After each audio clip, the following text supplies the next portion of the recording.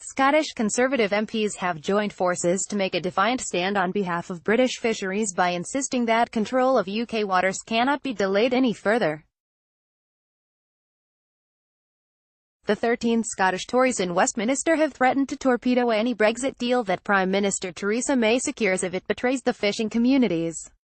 Following her meeting with EU leaders this week, Mrs May has said the Brexit transition period could be extended for a few months if needed.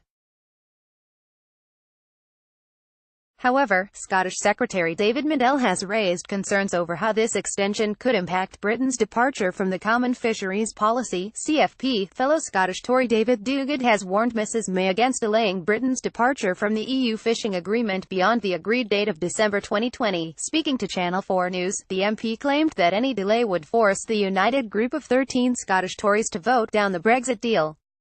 Mr Duguid said, "Right now, we are hoping to be sitting at the negotiation table as an independent coastal state in December 2020. I couldn't vote for withdrawal agreement that doesn't advance interests of Scottish fishermen." Scottish Conservative MPs have demanded Theresa May stick by their red line on fisheries. Image, Getty. "I couldn't vote for withdrawal agreement that doesn't advance interests of Scottish fishermen." David Duguid, "We are all of one voice on this.